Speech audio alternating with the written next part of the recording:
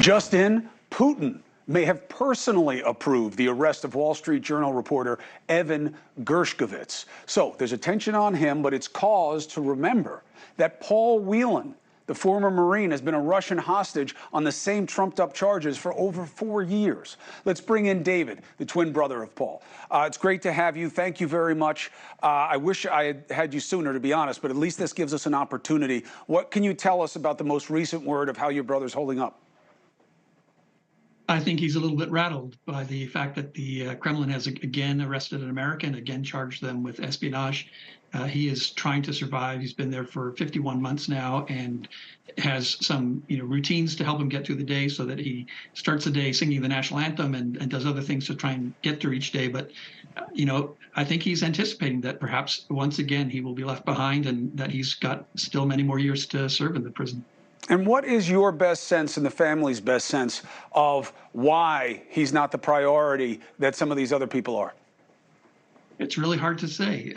The Trump administration rejected a proposal that would have released Paul. We've seen the Biden administration divert resources twice now to bring home other Americans. It's really a puzzle, and I think it's a puzzle for a lot of families of wrongful detainees, not just Whelans and not just in Russia, that it's not clear what the White House, what the administration is doing to bring home these wrongful detainees, and what resources they're applying in which way. Does your brother have any sense of why he is special to them? No, I think he's literally the wrong person in the wrong place, and he was a tourist, and I think he can't fathom why this would have been him in particular. And remind people, for those who are new to this, or they forgot, and they're like, well, maybe he was a spy. What was he doing over there? What do you want people to know about your brother? Paul's a kind fellow, and he was over in Moscow to help a friend, a fellow former Marine, who was getting married to a Russian woman. And he was really just there to help out. He had not planned to be there. He had wanted to be home at Christmas. And we talked, the last time he and I talked was October 2018.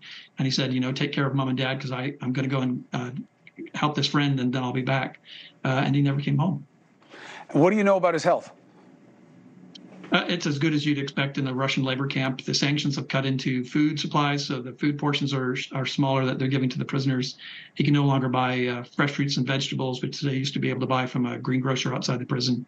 So it's pretty rough. I think, again, he's holding on, he's surviving, and anything that makes that more difficult gives us concern. How long is his sentence? 16 years, so another 12 years to go. Well, hopefully it never comes anywhere near close to that. Hopefully there's some urgency, or at least some answers. You said that they're diverting resources. When's the last time you spoke to state authorities? My sister has spoken to them pretty regularly, but we're finding that it's a lot of words and not a lot of action, unfortunately. Hey, thank you for watching.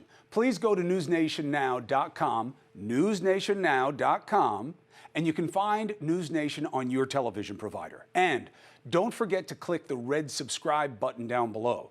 Then you will get more of NewsNation's fact-driven coverage.